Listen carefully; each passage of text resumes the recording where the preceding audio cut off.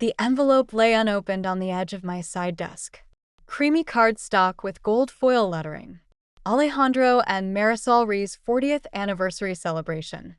I let it sit there for a week before finally RSVPing. Yes, the dinner was tonight, and in just under 2 hours, Techline Weekly would break the news of Ria Capital's newest acquisition. A $70 million AI logistics startup that would triple our digital holdings overnight. No one in my family knew I owned Ria Capital. Not even my little cousin who interned at one of our portfolio companies. To them, I was just Danielle Reyes, the artsy daughter who opened a boutique strategy studio downtown, after refusing to join the family's real estate development firm. My brother Javier's text popped up as I zipped up my coat. Dinner's at 6 sharp. Try not to wear anything too weird. Dad invited the Delgado. I chuckled. Javier, the heir apparent, always performing. Meanwhile, I quietly built a private investment empire worth nearly $600 million. 0 cents under my mother's maiden name, Danielle Cortez. Even our family attorney didn't know. Yet, Ray's celebrations were always lavish, dramatic, and status-obsessed. Tonight's dinner was on the rooftop of the Valencia Club, overlooking the Pacific. My driver pulled up just behind Javier's polished Jaguar. "Miss Cortez," my driver said with a wink. "Want me to stick around?" "Not tonight, Marcus, but check the news." At 8:45, the elevator opened into a sea of familiar faces. Real estate moguls, city commissioners, and Ray cousins in designer dresses. All here to toast 40 years of marriage and remind each other who had done best. Danielle, my mom, air-kissed me on both cheeks, her gold earrings swinging. "We were so sure you'd cancel, still running that little branding business." "Something like that," I said with a smile. She gave my hand a pitying pat. "Sweetheart, you're 32. You still have time to find something secure. Maybe Javier can talk to you about a role at the firm." I nodded politely, knowing that at 8:45 p.m., every phone in this room would buzz with an alert. Javier strolled over, drink in hand. "Still playing businesswoman, huh?" I raised my glass. "Cheers to surprises." "How's the firm?" I asked, swirling my champagne. "Expanding," Javier said, straightening his navy lapel. "Dad's naming me managing partner next month. Youngest in the firm's history," he added with a gleam in his eye. "Congratulations," I said. He leaned in, the heavy scent of his cologne rolling off him like fog. "You know that offer still stands." I arched a brow. "Offer?" "Junior associate position," he said, as if it were a gift. "You'd have to start at the bottom, of course, but it's still better than." He waved his hand vaguely, gesturing toward nothing in particular. "Whatever it is you're doing." I took a sip of my champagne. Techline Weekly would publish in less than 2 hours. My photo wouldn't be there, but my name, my real name, Danielle Cortez, would headline across every business feed on the West Coast. "I'm happy where I am," I said with a calm that only came from owning my destiny. "Happy isn't the same as successful," came a voice behind me. "My father's." I turned slowly. Alejandro Reyes, San Diego's top real estate developer, stood behind his son like a general with his chosen heir. Impeccably dressed, graying at the temples, radiating old-school authority. Although, he continued, "I suppose small business ownership has its charms." "Hi, Dad," I said smoothly. "Happy anniversary." He studied my simple black dress, Valentino understated. His lips tightened just enough to betray disapproval. "You could have worn that Gucci we sent last Christmas." "This feels more like me," I said. He exhaled, almost wistfully. "That has always been the issue, hasn't it? Your style never quite aligned with the Reyes legacy." The room swelled with voices. Planning commissioners, developers, old money, city planners. Everyone who mattered in San Diego's elite real estate circles was here. "Quite a turnout," said a man approaching with a whiskey glass. "The whole power circle's here tonight." My father lit up. "Daniel, meet my daughter. This is the attorney." He interrupted. My father's smile faltered. No, that's Javier. This is Danielle. She runs a branding consultancy." Daniel's interest dimmed audibly. "Creative." "Speaking of business," he continued. "Have you heard about the Ria Capital deal? Word is they're buying up a major AI logistics firm. Supposed to drop tonight." The CEO, Danielle Cortez, is a mystery. No one's seen her. They say she's brilliant. Someone else chimed in. Private, discreet, uses small firms to stay off radar. My father chuckled. They don't use us. Just some contract work, nothing major.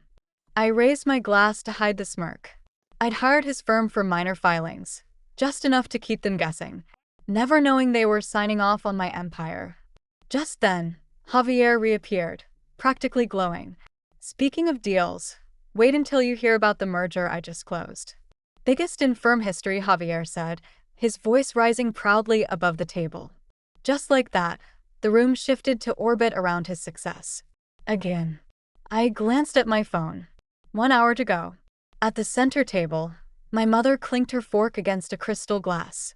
Everyone take your seats, please. The Reyes anniversary dinner had always been over the top, but this year was bordering on cinematic. Hand-carved wood tables, a live string quartet, menus with gold leaf lettering, and more wine pairings than I could count. Before dessert arrived, my father stood and raised his glass. Tonight, we celebrate more than 40 years of marriage. We celebrate partnership, hard work, and the legacy Marisol and I have built together. Applause rolled through the rooftop like a gentle wave. That legacy, he continued, his voice swelling with pride, lives on in our son Javier, soon to become the youngest managing partner in Reyes and Delgado history. More applause, louder this time. Javier stood, chest out, flashing that movie star smile. And of course, my father said, his tone dipping an octave, our daughter Danielle, who chose a different path. The pause after was so sharp it felt deliberate. She runs a small business, he added with that careful phrasing meant to sound supportive, but never quite did. I checked my phone again. 4 minutes. Danielle, my mother whispered, leaning in. At least pretend to listen. This night means something to your father. I am listening, I said calmly. I'm just waiting on something. Another little design project? Javier chimed in with a smirk. A branding gig for a taco truck? Something like that, I said, keeping my voice light. Dinner carried on as expected. City planners bragging about zoning wins, lawyers trading courtroom stories, old men comparing wine vintages. I just watched the minutes crawl by. You know, Javier said loudly. Our junior associates make more in a month than you probably do in a year. Could be, I replied, unbothered. I just hate seeing you waste your potential, he added. You could be part of something real, not some artsy boutique thing. I looked down at my phone. 5 minutes. I turned to him. Actually, I am part of something big. Very big. Javier snorted. Your 3-person studio on 5th? Please. No, I said, voice steady. Much, much bigger. My father, catching the tone shift, looked over sharply. Danielle, please, this isn't the time. Would you like the next paragraph to cover the breaking news alert moment? If you've ever been underestimated by your own family or told to stay in your lane, hit subscribe, because what happens in the next 5 minutes will change everything. Not everyone can handle the pressure of real business, Javier said, swirling his wine. There's no shame in staying small. I rose slowly, smoothing the hem of my dress. Would you all excuse me for a moment? I need to take a call. Now, my mother asked, frowning. During your father's anniversary dinner? Trust me, I said with a calm smile. You're going to want me to take this call. As I stepped away, I heard Javier chuckle behind me. Just a small business owner trying to play with the big kids. I paused by the doorway and turned back. You might want to turn on CNBC, brother dear. Something interesting is about to happen. I entered the marble hallway, heart steady. The countdown on my screen ticked down. 3, 2, 1. Then came the flood. News alerts, headlines, notifications. Ria Capital acquires Skyport AI for $70 million. Danielle Cortez, the reclusive VC, strikes again. Private equity titan reshapes logistics sector with latest tech acquisition. Inside the banquet hall, I heard it. A sharp gasp. Someone had CNBC open on their phone. In a surprise move, the anchor's voice rang clearly. Ria Capital, led by the enigmatic Danielle Cortez, has just acquired Skyport AI in a $70 million deal, expanding its already formidable digital infrastructure portfolio. I walked calmly back into the room just as Javier sputtered into his champagne. My father was mid-sentence, now frozen. 3 phones on the table lit up. My headshot, professional, composed, flashed across each screen. Danielle Cortez, CEO of RIA Capital.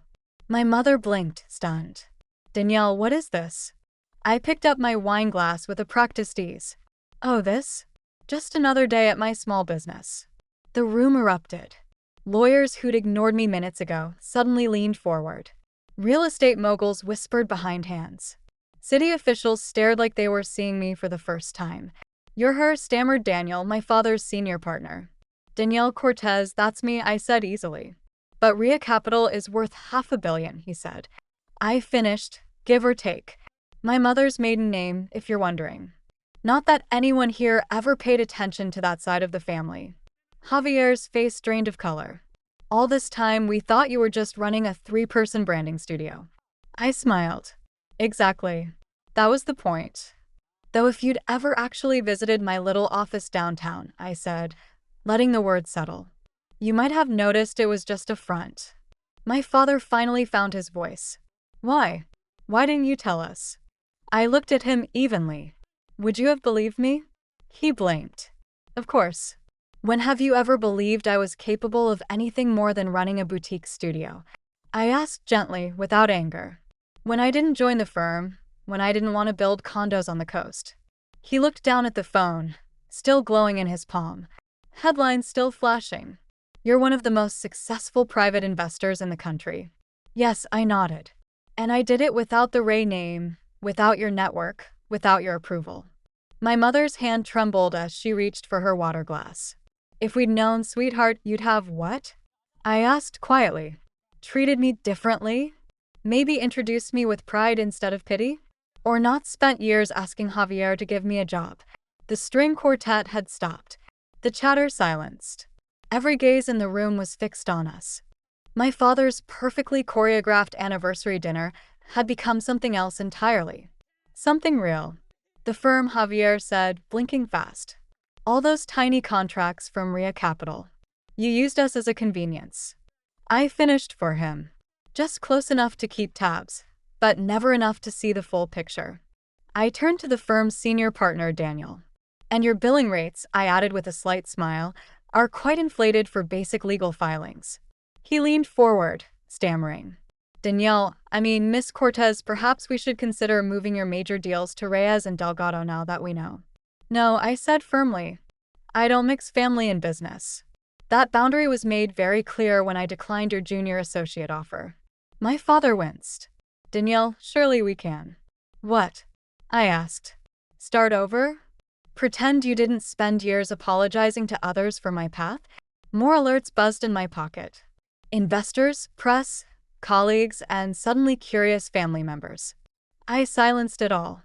I don't live in a mansion. I don't drive a car that screams my net worth, I said. Because I don't need to prove anything. I don't measure success by applause. I measure it by what I build. Javier stood, rattled. I need a drink. Sit down, I said, steel in my voice. For once in your life, listen to your little sister. The one you thought needed your career advice an hour ago. Javier sank back into his chair. His confident smirk long gone, replaced by a red flush of embarrassment. Tomorrow, I continued, my voice calm but unwavering. The markets will open, and RIA Capital's valuation will rise again. Reporters will call. Clients will ask your firm about its relationship to me. I looked at my father. People will want to know how the Reyes family produced a woman like me. He met my gaze, his expression unreadable. And what should we tell them? I smiled. The truth. Tell them you had no idea. Tell them while you were building the firm and protecting the Ray name, your daughter was building something bigger. Without your help, without your Rolodex, without your approval. I picked up my clutch. Now, if you'll excuse me, I have a merger to finalize. I paused for just a second, scanning their stunned faces. Happy anniversary, Mum, Dad. The dinner really was lovely. Wait, my mother called out. Her voice trembled. Please, can we talk about this as a family? I turned back just once. We're talking about it. For the first time in years. You're actually listening. I gave one last glance around the room. The Legacy Club, the judges, the wine glasses still trembling on the white linen. Isn't it interesting what $500 million can do for a conversation? Behind me, I heard Javier mutter, barely above a whisper. Jesus, my little sister is Danielle Cortez.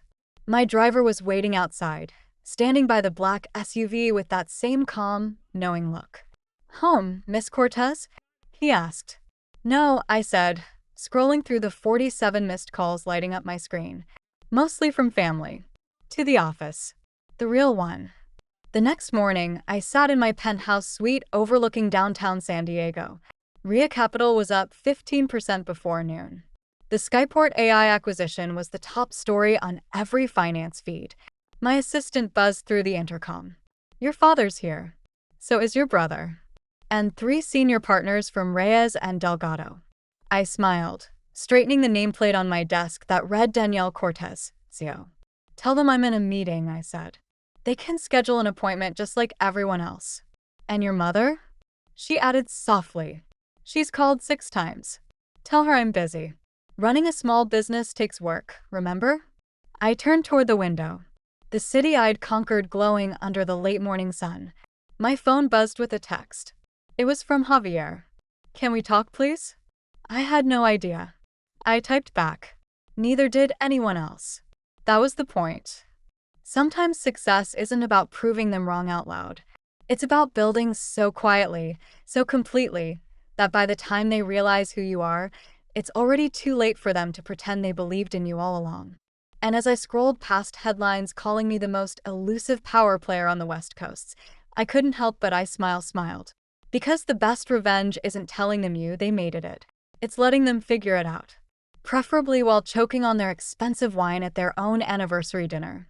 If you've ever been underestimated by your own family, your workplace, or by the world, I want to hear from you to hear from me. Drop a comment below. And tell me, when did you ever realize you were your worth? Or are you still holding your breath, waiting for someone else to see it first? Let me tell you that's something I've learned from the hard way I learned. You don't owe anyone and anything explanation. You don't explain anything to anybody for building anything your dream. Anything you don't have to announce every step you step. You don't ever need their permission ever. And you definitely don't need their applause. What you do need is the belief in your own vision that you believe in yourself. Even when no one else sees it, you see it. The port means everything. Not just for me, but for every woman, every underdog, every quiet builder out there. So if you felt something in my story like this, if it echoed something in your own life, hit that subscribe button. Help stories like ours get heard. Because success isn't always loud. Sometimes it walks into the room without fanfare and rewrites the legacy no one thought you were worthy of. Support the quiet fighters. Cheer for the ones they counted out.